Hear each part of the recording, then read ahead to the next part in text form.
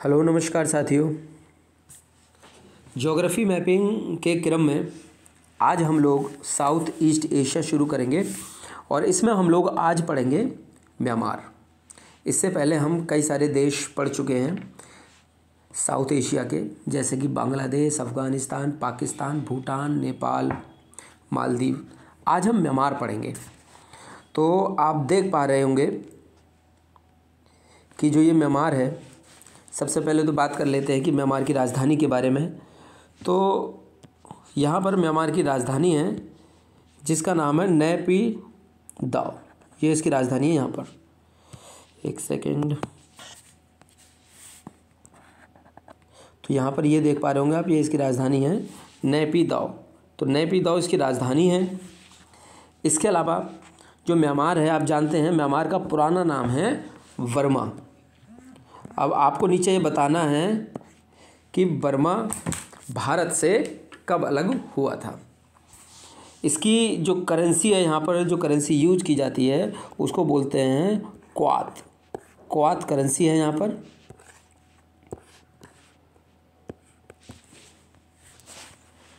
इसके अलावा म्यांमार को सुनहरे पगोड़ा का देश भी कहा जाता है। सुनहरे पगोड़ा अर्थात बौद्ध मंदिर। बौद्ध मंदिर बहुत ज़्यादा है, बौद्ध धर्म यहाँ पर प्रचलित है, तो बौद्ध मंदिर के लिए जाना जाता है, इसलिए सुनहरे पगोड़ा का देश भी कहा जाता है।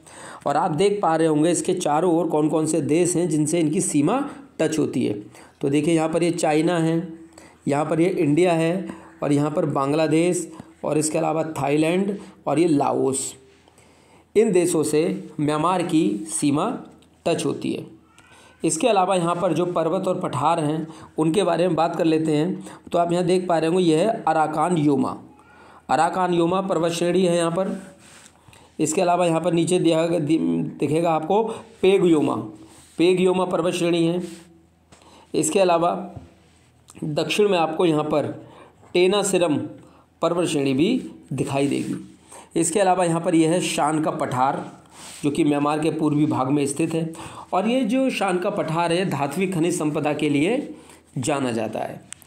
यहाँ पर आप देख पा रहे होंगे उत्तर में सबसे ऊपर एक पर्वत चोटी है जिसका नाम है माउंट हकाका बोराजी, जो कि म्यांमार की सबसे ऊंची पर्वत चोटी है। यहाँ पर एक पठार है, ये काइन पठार या काइनी का पठार बोलते हैं।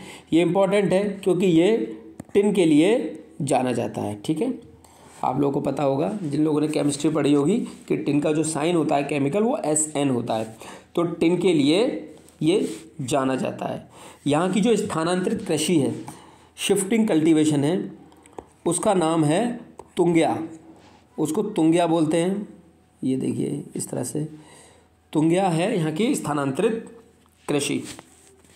और यहाँ पर कुछ जनजातियाँ पाई जाती हैं, जैसे कि ये अराकान योमा वाला, जो अराकान योमा पर्वत श्रेणियाँ हैं, यहाँ पर अराकान जनजाति पाई जाती है, यहाँ पर पेग जनजाति पाई जाती है, यहाँ पर शान जनजाति पाई जाती है। इसी तरह से यहाँ पर चिन जनजाति पाई जाती है। इसके अलावा कचिन जनजाति भी यहाँ पर पाई जाती है।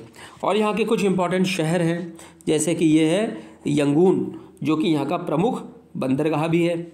इसके अलावा यहाँ पर आपको दिखाई देगा ये मांडले, जो कि यहाँ के कुछ इम्पोर्टेंट शहर हैं। इसके अलावा देखिए नदियों पर बात कर लेते हैं। तो यहाँ पर एक नदी बहती है जिसका नाम है इरावदी। ये देखिए नदी आ रही है, ये इरावदी नदी है, जो कि तिब्बत के पठार से निकलती है और नीचे यहाँ पर अंडमान सागर में गिर जाती है। ये पूरा क्या है, अंडमान सागर। एक और इसकी एक सहायक नदी है जिसका नाम है चिंदबिन। चिंदबिन इसकी एक सहायक नदी है। किसकी सहायक नदी है? इरावदी की। तो आप ये चीज़ें याद रखेंगे, एग्ज़ाम में आपको मिलने की संभावना है। तो ये इसकी सहायक नदी है। इसके अलावा आपको एक नदी और मिलेगी जिसका नाम है सालवीन। ये देखिए, ये है सालवीन नदी, जो कि यहाँ पर गल्फ़ ऑफ मर्तवान में, मर्तवान की खाड़ी में गिर जाती है। और दूसरी चीज़, सालवीन नदी म्यांमार और थाईलैंड के बीच में प्राकृतिक सीमा बनाती है। तो इसको भी याद रखना है। और एक चीज़ इम्पॉर्टेंट ये है कि जो अभी हमने इस पर बात की इरावदी नदी पर, इरावदी नदी म्यांमार की जीवन रेखा कहलाती है। तो बहुत सारी कृषि या अन्य जो सुविधाएं हैं वो इस नदी पर निर्भर है, इसीलिए इसको म्यांमार की जीवन रेखा कहा जाता है। और एक मोस्ट इम्पॉर्टेंट चीज़ है कि जो साल्विन नदी है, साल्विन नदी के पूर्व में है गोल्डन ट्रायंगल, ये बनता है इस तरह से गोल्डन ट्रायंगल, जो कि म्यांमार, लाओस और थाईलैंड के बीच में है, जो कि अफीम की खेती के लिए जाना जाता है। तो किस किस के बीच में है? म्यांमार के बीच में है, लाओस के बीच में है और थाईलैंड के बीच में है। तो ये हमारा था आज म्यांमार।